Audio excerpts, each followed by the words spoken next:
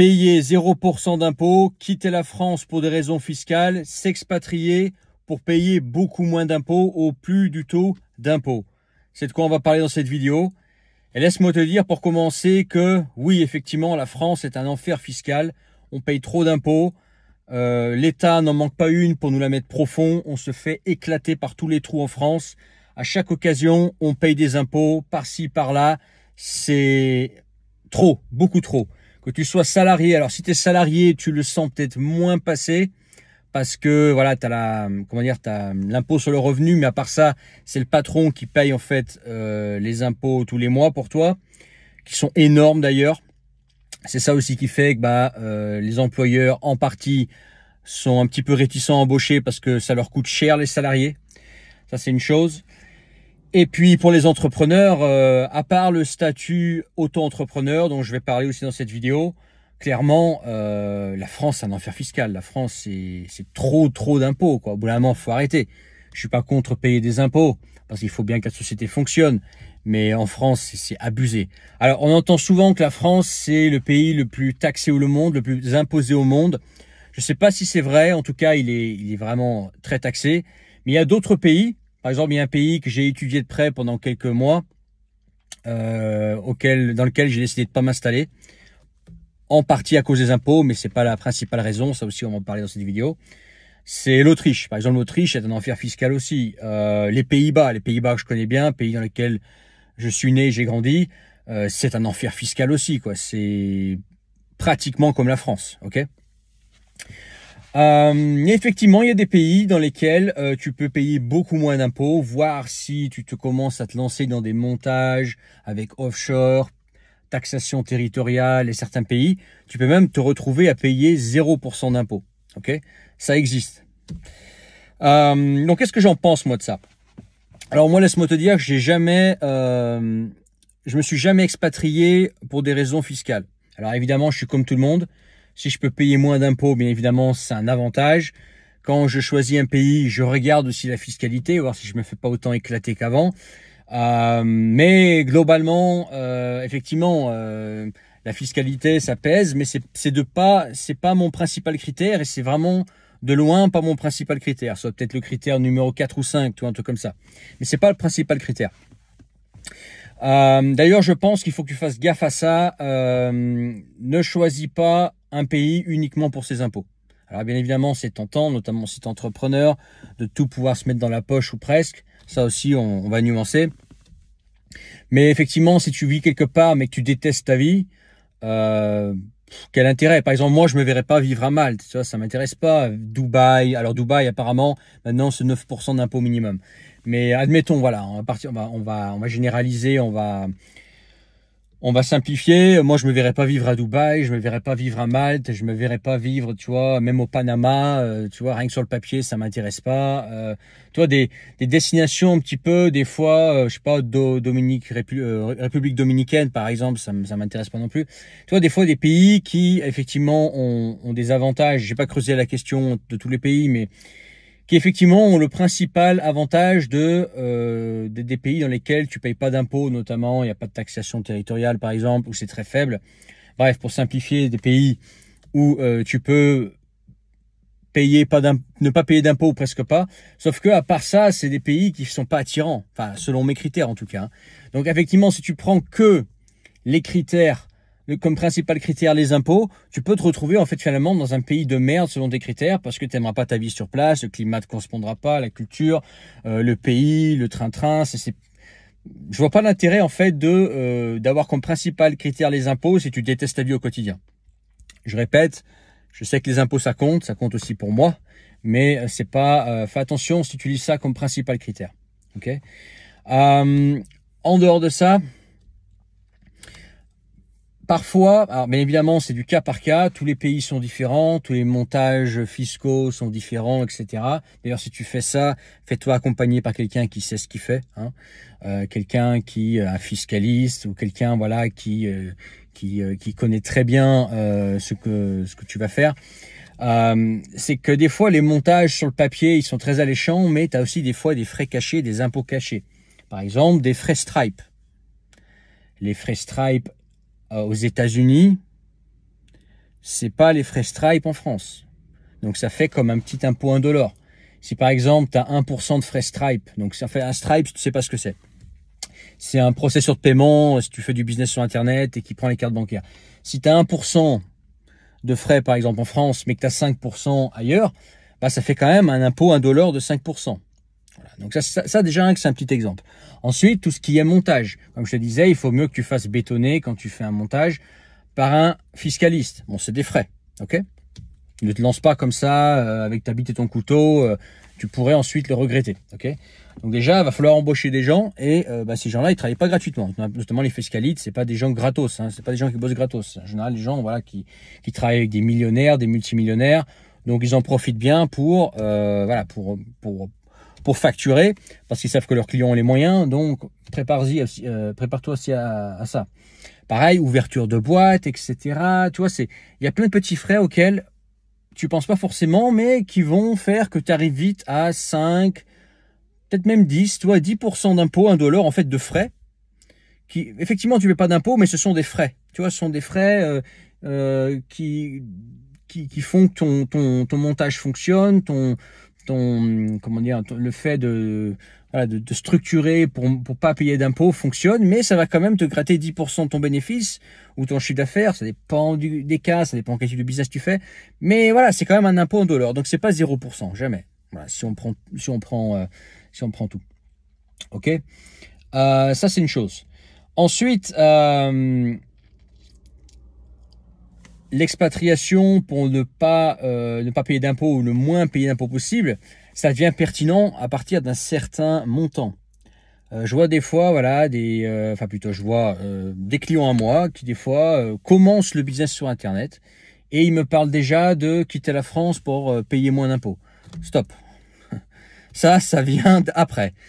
Déjà, aie un business qui tourne, fais déjà du chiffre, fais déjà du business, et quand pendant quelques temps, tu auras un business qui tourne et que tu as de l'argent qui rentre, là, éventuellement, tu pourras penser à est-ce que je m'expatrie parce que ce sera avantageux pour moi pour payer moins d'impôts ou pas payer d'impôts en fonction de là où tu vas, le montage, etc. La fiscalité internationale, c'est quelque chose de très complexe. Fais-toi accompagner par un fiscaliste, je te rappelle, si tu fais ça. Mais globalement, oui, effectivement, quand tu es entrepreneur, le raisonnement, c'est comment je peux optimiser, payer moins d'impôts, etc. Mais pour ça, il faut déjà avoir un business. Il faut déjà avoir un business d'un certain montant. Par exemple, en France, il y a le statut auto-entrepreneur qui est le seul statut en fait en tant qu'entrepreneur qui vaut le coup. Après, vraiment, tu te fais éclater par tous les trous. Mais commence auto-entrepreneur. Jusqu'à auto-entrepreneur, par exemple, si tu fais de la prestation de service, tu peux aller jusqu'à 36 000 € par an. Ensuite, passer 36 000 € par an, il faut que tu ajoutes la TVA, donc c'est 72 000 €. Bon, on fait déjà 36 000 € par an, ça fait 3 000 € par mois. Bon, on fait déjà 3 000 € par mois en prestation de service ou en coaching, etc. quoi. Ou alors en tant que e-commerçant, donc si tu vends des produits par exemple, c'est beaucoup plus élevé. Je crois que ça va jusqu'à 170 000 € par an de chiffre d'affaires. Donc chiffre d'affaires dans le sens où tu achètes des produits, tu les revends, ok? Bon, atteins déjà ces paliers-là. La taxation est pas énorme. Globalement, par exemple, c'est 25% si tu as une prestation de service. Si tu veux être entrepreneur, 25% jusqu'à 3 000 €. Bon, fais déjà tes 3 000 € par mois. Puis ensuite, effectivement, expatrie-toi pour payer moins d'impôts. Mais déjà, et un business. Si tu n'as pas de business, ça ne sert à rien d'y penser. Autre chose, n'oublie pas, c'est qu'on est en Union européenne et qu'il y a la TVA. Donc, passer 36 000 €, tu ajoutes la TVA. Bon, ailleurs, par exemple, je sais pas si tu te mets auto-entrepreneur quelque part en Europe de l'Est ou en Espagne ou je sais pas où, tu es quand même dans l'Union européenne, tu as quand même la TVA. Donc finalement la TVA, de toute façon, tu peux pas y échapper. Voilà, je te le dis. Donc ça aussi, j'en ai pas parlé, mais la TVA, faut la compter. La TVA, c'est pas gratos. Donc de toute façon, tu auras la TVA en France ou ailleurs. Donc jusqu'à 36 000 €, pas de TVA. Ensuite, 72 000 € TVA. Bon, sachant que tu payes 25% sur ton chiffre d'affaires, ou je crois que c'est moins si tu es e-commerçant, je crois que c'est 14% ou 11%. C'est pas mal dans le sens où ailleurs, Ça dépend où tu vas, mais si tu vas par exemple dans un pays de l'Union européenne, tu vas moins payer, mais pas énormément moins. Pas au point où de dire, voilà, je remets en cause toute ma vie en France, juste pour gratter 10 ou 15% de moins, tu vois, de moins d'impôts. Okay, donc ça, pense-y aussi à ça. Pense-y à ça, c'est que il faut que ça vaille le coup, quoi. Il faut que ça vaille vraiment le coup. Si par exemple, toi, tu es bien en France et que tu as la possibilité de payer 10% de moins d'impôts en allant dans un pays autre, mais que tu lâches ta famille, tu lâches tout, etc., toute ta vie que tu aimais bien, juste pour payer 10% d'impôts de moins, ça vaut pas vraiment le coup. Ok. Donc déjà, voilà, si tu veux quitter la France en tant qu'entrepreneur pour payer moins d'impôts, aie déjà un business. Après, tu pourras parler, quoi. Et autre chose, c'est qu'il faut que ça vaille vraiment le coup. Si vraiment drastiquement, tu arrives à, par exemple, je sais pas, tu fais des millions par an et tu te fais éclater en France et que tu vas quelque part où effectivement tu peux diviser tes impôts par 4 ou par 5, là, effectivement, ça vaut le coup et là, ça pèse lourd dans la balance, tu vois. Et là, effectivement, tu pourras peut-être faire des compromis sur des choses que tu n'aimes pas trop dans ce pays dans lequel tu t'expatries. Mais si c'est pour t'expatrier dans un trou à rats ou t'expatrier dans un endroit que tu n'aimes pas juste pour gratter 10% d'impôts de moins, bon, voilà, c'est pas fou, quoi. Ok, donc ça vaut pas le coup. Donc déjà, pense à ça. Si tu es entrepreneur, je vais revenir aux salariés après. Si tu es entrepreneur, jusqu'à 3 000 € par mois en tant que prestataire de service, ou je crois que c'est le double, vérifie, parce que je suis pas e-commerçant, moi. Ouais, jusqu'à 170 000 € par an. Ne te prends pas la tête pour le moment, tu développes ton business en France et puis ensuite tu t'expatries. De toute façon, pour t'expatrier, il te faut de l'argent. Hein. Donc si tu n'as pas de business, tu n'as pas d'expatriation. Ça aussi, c'est bête et méchant. Ensuite, si tu es salarié, fais attention. Effectivement, tu payes beaucoup d'impôts en France, ton patron paye beaucoup. Toi, tu reçois ton salaire net et tu payes bien évidemment ton impôt sur le revenu. Là où toi, tu payes des impôts, c'est quand tu fais tes commissions, quand tu payes l'essence, par exemple. L'essence, tu te fais allumer, comme moi d'ailleurs. Hein. Moi, je me fais allumer aussi. Hein. 1,90 € l'essence, ça fait mal. Enfin, moi, je roule au 98. Je peux pas rouler au 95. Moi, j'abîme mon moteur. Bref, je te passe les détails. Mais ça fait quand même très mal, ok. Si tu vas à l'étranger, oui, effectivement, si tu payes l'essence moins cher, ok. Mais quels sont les salaires? Si c'est pour payer moins d'impôts ailleurs, mais tu vois, pareil. Moi, je préfère payer 50% d'impôts sur 100 € que 0% d'impôts sur 20 €. Tu vois ce que je veux dire? Si c'est pour aller à l'étranger et payer moins d'impôts en tant que salarié, mais que tu gagnes 2-3 fois moins, ça vaut pas le coup. Même si tu es plus imposé en France, bah ça vaut pas le coup de t'expatrier pour des raisons d'impôts parce que tu gagnes tellement moins que même avec moins d'impôts, bah finalement tu gagnes moins. Par exemple, je peux prendre un exemple, la Russie. La Russie, effectivement, les impôts sont beaucoup moindres.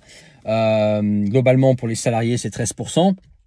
Après ça, il y a des seuils maintenant, etc. Mais bon, voilà, c'est pour les petits salariés. Oui, mais 13% sur un salaire de combien? Sur un salaire de 1000 balles, sur 500 balles, bah faut mieux payer l'impôt sur le revenu en France sur un salaire de 3-4 000 balles, 2000 balles, tu vois. Donc c'est un calcul à faire. Donc faut pas faire un move émotionnel à cause des impôts ou parce qu'il y a des mecs sur internet qui te vendent 0% d'impôts, expatrié là, 0% d'impôts par là, ne plus payer d'impôts, l'enfer fiscal, etc. Il y a toujours du vrai là-dedans. Mais ne pas tomber non plus dans l'émotionnel et prendre une décision à la hâte sans avoir pris en compte tous les paramètres. Autre chose, c'est que pense au crédit. C'est que par exemple, salarié en France, tu as accès au crédit. Si tu es salarié quelque part ailleurs, où tu n'es pas, par exemple, au moins résident, sinon citoyen, ou avec un petit salaire, tu vas peut-être pas avoir accès à l'impôt si facilement. Enfin, à l'impôt que je répète, tu vas pas avoir accès au crédit si facilement. Donc, si tu veux faire du crédit, des fois, c'est plus avantageux de rester en France, même si tu te fais éclater, mais au moins, tu as accès au crédit. Après, ça dépend, c'est des cas de figure, c'est chacun voit en fonction de ses priorités, de ce qu'il veut faire. Mais pense à ça, c'est que c'est pas aussi simple que ça. S'expatrier pour les impôts, c'est pas aussi simple que ça. Il y a plein de facteurs dont il faut tenir compte. Il y a aussi des frais cachés. C'est pas évident. C'est assez complexe si t'es entrepreneur. Et si tu es salarié, attention à ce que tu trouves là-bas. Si effectivement tu fais un move en quittant la France pour gagner plus, effectivement ça vaut le coup. Mais si c'est pour payer moins d'impôts sur moins d'argent, bah non, c'est un move qui est con. Dans ce cas-là, autant rester en France ou viser un pays où effectivement les salaires sont aussi élevés que la France et où tu vas retrouver des avantages globalement comme la France. Voilà quoi, ou te faire envoyer par une boîte, comme j'en ai parlé le jour dans une vidéo. Voilà, la vidéo commence à être longue, je vais te laisser là-dessus. Si tu as trouvé ça intéressant, mets ton pouce. Je ferai dans la description le premier lien, vieinternationale.com. Jette un coup d'œil si c'est pas encore fait, tu regarderas ce que je fais, en quoi je peux t'aider. Si toi tu veux vivre une vie internationale, t'expatrier, vivre sur plusieurs pays, abonne-toi si c'est pas encore fait, partage. Et puis je crois que j'ai tout dit, hein. À plus tard, ciao.